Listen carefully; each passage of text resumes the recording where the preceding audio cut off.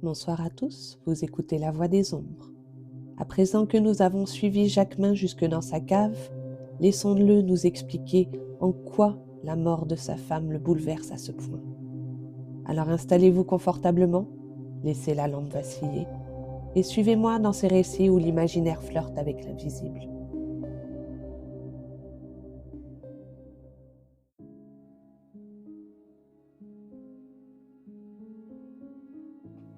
Chapitre 3. Le procès verbal. Les meubles demandés furent passés au commissaire de police. Il assura sa table, s'assit devant, demanda la chandelle que le docteur lui apporta en enjambant par-dessus le cadavre, tira de sa poche un encrier, des plumes, du papier, et commença son procès verbal. Pendant qu'il écrivait le préambule, le docteur fit un mouvement de curiosité vers cette tête posée sur le sac de plâtre, mais le commissaire l'arrêta. « Ne touchez à rien, dit-il. La régularité avant tout. »« C'est trop juste, dit le docteur, et il reprit sa place. Il y eut quelques minutes de silence, pendant lesquelles on entendit seulement la plume du commissaire de police crier sur le papier raboteux du gouvernement, et pendant lesquelles on voyait les lignes se succéder avec la rapidité d'une formule habituelle à l'écrivain. Au bout de quelques lignes, il leva la tête et regarda autour de lui. « Qui veut nous servir de témoin ?» demanda le commissaire de police en s'adressant au maire. « Mais, » dit M. Ledru, indiquant ses deux amis debout qui formaient groupe avec le commissaire de police assis. « Ces deux messieurs d'abord. Bien. » Il se retourna de mon côté. « Puis monsieur, s'il ne lui est pas désagréable de voir figurer son nom dans un procès verbal. »« Aucunement, monsieur, lui répondis-je. »« Alors que monsieur descende, » dit le commissaire de police. J'éprouvais quelque répugnance à me rapprocher du cadavre. D'où j'étais, certains détails, sans m'échapper tout à fait, réapparaissaient moins hideux, perdus dans une demi-obscurité qui jetait sur leur horreur le voile de la poésie. « Est-ce bien nécessaire ?» demandai-je. « Quoi ? Que je descende ? Non, restez là si vous vous y trouvez bien. » Je fis un signe de tête qui exprimait « Je désire rester où je suis. » Le commissaire de police se tourna vers celui des deux amis de M. Ledru qui se trouvait le plus près de lui. « Vos noms, prénoms, âge, qualité, profession et domicile ?» demanda-t-il avec la volubilité d'un homme habitué à faire ces sortes de questions. « Jean-Louis Aliette, » répondit celui auquel il s'adressait. « Dit Éteilla par anagramme, homme de lettres, demeurant rue de l'Ancienne Comédie numéro 20. »« Vous avez oublié de dire votre âge, » dit le commissaire de police. « Dois-je dire l'âge que j'ai ou l'âge que l'on me donne ? Dites-moi votre âge, parbleu, on n'a pas deux âges. » C'est-à-dire, monsieur le commissaire, qu'il y a certaines personnes, Cagliostro, le comte de Saint-Germain, le juif errant, par exemple. « Voulez-vous dire que vous soyez Cagliostro, le comte de Saint-Germain ou le juif errant ?» dit le commissaire en fronçant le sourcil à l'idée qu'on se moquait de lui. « Non, mais 75 ans, dit monsieur Ledru. Mettez 75 ans, monsieur cousin. »« Soit, dit le commissaire de police, et il mit 75 ans. »« Et vous, monsieur ?» continua-t-il en s'adressant au second ami de monsieur Ledru. Et il répéta exactement les mêmes questions qu'il avait faites au premier. Pierre-Joseph Moule, âgé de 61 ans, ecclésiastique, attaché à l'église de Saint-Sulpice, demeurant rue Servandoni numéro 11, répondit d'une voix douce celui qui l'interrogeait. Et vous, monsieur ? demanda-t-il en s'adressant à moi. Alexandre Dumas, auteur dramatique, âgé de 27 ans, demeurant à Paris rue de l'Université numéro 21, répondis-je. Monsieur Ledru se retourna de mon côté et me fit un gracieux salut, auquel je répondis sur le même ton du mieux que je pus. Bien, fit le commissaire de police. Voyez si c'est bien cela, messieurs, et si vous avez quelques observations à faire. Et de ce ton nasillard et monotone qui n'appartient qu'aux fonctionnaires publics, il lut. Aujourd'hui, 1er septembre 1831, à 2 heures de relevée, ayant été averti par la rumeur publique qu'un crime de meurtre venait d'être commis dans la commune de Fontenay-aux-Roses sur la personne de Marie-Jeanne Ducoudray par le nommé Pierre Jacquemin, son mari, et que le meurtrier s'était rendu au domicile de monsieur Jean-Pierre Ledru, maire de la dite commune de Fontenay-aux-Roses, pour se déclarer de son propre mouvement l'auteur de ce crime, nous nous sommes empressés de nous rendre de notre personne au domicile du dit Jean-Pierre Ledru, rue de Diane, numéro 2, auquel domicile nous sommes arrivés en compagnie du sieur Sébastien Robert, docteur médecin, demeurant dans la dite commune de Fontenay-aux-Roses, et là avons trouvé déjà entre les mains de la gendarmerie le nommé Pierre Jacquemin, lequel a répété devant nous qu'il était auteur du meurtre de sa femme. sur quoi nous l'avons sommé de nous suivre dans la maison où le meurtre avait été commis. Ce à quoi il s'est refusé d'abord, et bientôt, ayant cédé sur les instances de monsieur le maire, nous nous sommes acheminés vers l'impasse des Sergents, où est située la maison habitée par le sieur Pierre Jacquemin. Arrivés à cette maison et la porte refermée sur nous pour empêcher la population de l'envahir, avons d'abord pénétré dans une première chambre où rien n'indiquait qu'un crime eût été commis. Puis sur l'invitation dudit Jacquemin lui-même, de la première chambre avons passé dans la seconde, à l'angle de laquelle une trappe donnant accès à un escalier était ouverte.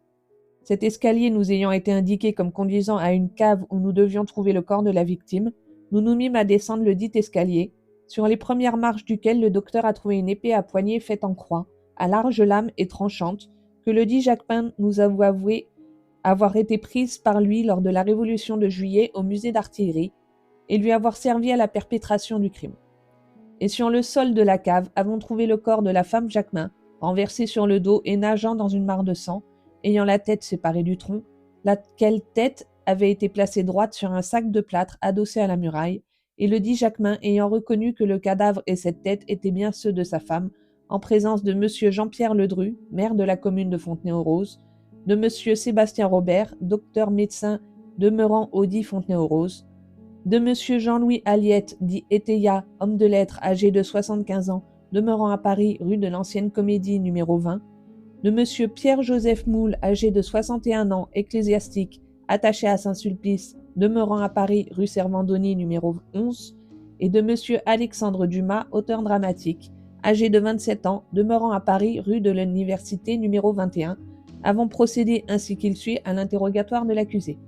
« Est-ce cela, messieurs » demanda le commissaire de police en se retournant vers nous avec un air de satisfaction évidente. « Parfaitement, monsieur » répondîmes-nous tous d'une voix. « Eh bien, interrogeons l'accusé. » Alors, se retournant vers le prisonnier qui, pendant toute la lecture qui venait d'être faite, avait respiré bruyamment et comme un homme oppressé, « Accusé, dit-il, vos noms, prénoms, âge, domicile et profession. »« Sera-ce encore bien long tout cela » demanda le prisonnier comme un homme à bout de force. « Répondez, vos noms et prénoms. Pierre Jacquemin. Votre âge, 41 ans. Votre domicile. Vous le connaissez bien puisque vous y êtes. N'importe, la loi veut que vous répondiez à cette question. Impasse des Sergents. Votre profession, carrier. Vous vous avouez l'auteur du crime? Oui. Dites-nous la cause qui vous l'a fait commettre et les circonstances dans lesquelles il a été commis. La cause qui l'a fait commettre? C'est inutile, dit Jacquemin. C'est un secret qui restera entre moi et celle qui est là. Cependant, il n'y a pas d'effet sans cause. La cause, je vous dis que vous ne la saurez pas.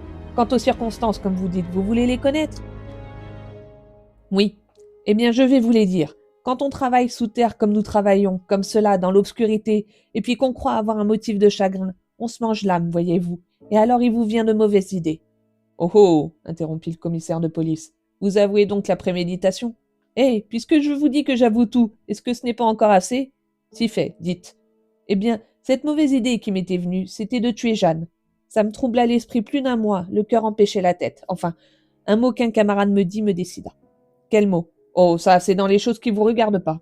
Ce matin, je dis à Jeanne, je n'irai pas travailler aujourd'hui. Je veux m'amuser comme si c'était fête. J'irai jouer aux boules avec des camarades. Et soin que le dîner soit prêt à 1 heure. Mais, c'est bon, pas d'observation. Le dîner pour 1 heure, tu entends? C'est bien, dit Jeanne. Et elle sortit pour aller chercher le pot-au-feu. Pendant ce temps-là, au lieu d'aller jouer aux boules, je pris l'épée que vous avez là. Je l'avais repassée moi-même sur un grès. Je descendis à la cave et je me cachai derrière les tonneaux en me disant « Faudra bien qu'elle descende à la cave pour tirer du vin, alors nous verrons. » Le temps que je restais accroupi là derrière la futaille qui est toute droite, je n'en sais rien. J'avais la fièvre, mon cœur battait et je voyais tout rouge dans la nuit. Et puis il y avait une voix qui répétait en moi et autour de moi ce mot que le camarade m'avait dit hier. « Mais enfin, quel est ce mot ?» insista le commissaire. « Inutile. Je vous ai déjà dit que vous ne le sauriez jamais. » Enfin, j'entendis un frôlement de robe, un pas qui s'approchait. Je vis trembler une lumière, le bas de son corps qui descendait, puis le haut, puis sa tête. Oh, on la voyait bien, sa tête. Elle tenait sa chandelle à la main. « Ah, je dis, c'est bon. » Et je répétais tout bas le mot que m'avait dit le camarade. Pendant ce temps-là, elle s'approchait. Parole d'honneur. On aurait dit qu'elle se doutait que ça tournait mal pour elle. Elle avait peur. Elle regardait de tous les côtés. Mais j'étais bien caché, je ne bougeais pas. Alors elle se mit à genoux devant le tonneau, approcha la bouteille et tourna le robinet. Moi, je me levai. Vous comprenez, elle était à genoux.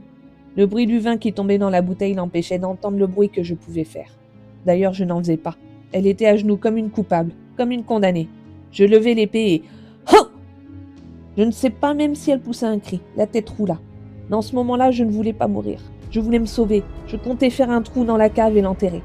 Je sautais sur la tête qui roulait pendant que le corps sautait de son côté. J'avais pris un sac de plâtre tout prêt pour cacher le sang. Je pris donc la tête, ou plutôt la tête me prit. Voyez ! Et il montra sa main droite, dont une large morsure avait mutilé le pouce. Comment la tête vous prit ? Dit le docteur. Que diable dites-vous donc là ? Je dis qu'elle m'a mordu à pleines dents, comme vous voyez. Je dis qu'elle ne voulait pas me lâcher. Je la posai sur le sac de plâtre, je l'appuyai contre le mur avec ma main gauche et j'essayai de lui arracher la droite. Mais au bout d'un instant, les dents se desserrèrent toutes seules. Je retirai ma main. Alors voyez-vous, c'était peut-être de la folie, mais il me sembla que la tête était vivante. Les yeux étaient tout grands ouverts. Je les voyais bien puisque la chandelle était sur le tonneau.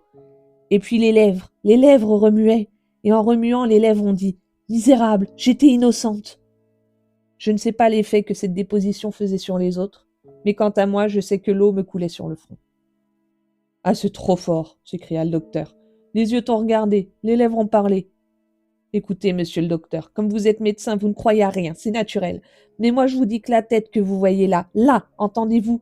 Je vous dis que la tête qui m'a mordu, je vous dis que cette tête-là m'a dit « Misérable, j'étais innocente !» Et la preuve qu'elle me l'a dit, eh bien, c'est que je voulais me sauver après l'avoir tuée. Jeanne, n'est-ce pas ? Et qu'au lieu de me sauver, j'ai couru chez monsieur le maire pour me dénoncer moi-même. Est-ce vrai, monsieur le maire ? Est-ce vrai ? Répondez. Oui, Jacquemin, répondit monsieur Ledru d'un ton de parfaite bonté. Oui, c'est vrai. Examinez la tête, docteur, dit le commissaire de police. Quand je serai parti, monsieur Robert, quand je serai parti, s'écria Jacquemin. N'as-tu pas peur qu'elle te parle encore, imbécile ? Dit le docteur en prenant la lumière et en s'approchant du sac de plâtre. Monsieur Ledru, au nom de Dieu, dit Jacquemin, dites-leur de me laisser en aller. Je vous en prie, je vous en supplie. Messieurs, dit le maire en faisant un geste qui arrêta le docteur, vous n'avez plus rien à tirer de ce malheureux. Permettez que je le fasse conduire en prison. Quand la loi a ordonné la confrontation, elle a supposé que l'accusé aurait la force de la soutenir. Mais le procès-verbal, dit le commissaire, il est à peu près fini. Il faut que l'accusé le signe. Il le signera dans sa prison. Oui, oui, s'écria Jacquemin. Dans la prison, je signerai tout ce que vous voudrez. C'est bien, fit le commissaire de police. Gendarme, emmenez cet homme, dit monsieur Ledru. Ah, merci, monsieur Ledru, merci, dit Jacquemin avec l'expression d'une profonde reconnaissance. Et prenant lui-même les deux gendarmes par le bras, il les entraîna vers le haut de l'escalier avec une force surhumaine. Cet homme parti, le drame était parti avec lui. Il ne restait plus dans la cave que deux choses hideuses à voir, un cadavre sans tête et une tête sans corps. Je me penchai à mon tour vers monsieur Ledru. « Monsieur, lui dis-je, m'est-il permis de me retirer, tout en demeurant à votre disposition pour la signature du procès-verbal ? » Oui, monsieur, mais à une condition. Laquelle ? C'est que vous viendrez signer le procès-verbal chez moi. Avec le plus grand plaisir, monsieur, mais quand cela ? Dans 1 heure à peu près. Je vous montrerai ma maison. Elle a appartenu à Scarron, cela vous intéressera. Dans 1 heure, monsieur, je serai chez vous. Je saluai et je remontai l'escalier à mon tour. Arrivé au plus haut degré, je jetai un dernier coup d'œil dans la cave. Le docteur Robert, sa chandelle à la main, écartait les cheveux de la tête. C'était celle d'une femme encore belle, autant qu'on pouvait en juger, car les yeux étaient fermés, les lèvres contractées et livides. « C'est imbécile de Jacquemin, dit-il. Soutenir qu'une tête coupée peut parler. À moins qu'il n'ait été inventé cela pour faire croire qu'il était fou. Ce ne serait pas si mal joué. Il y aurait des circonstances atténuantes. »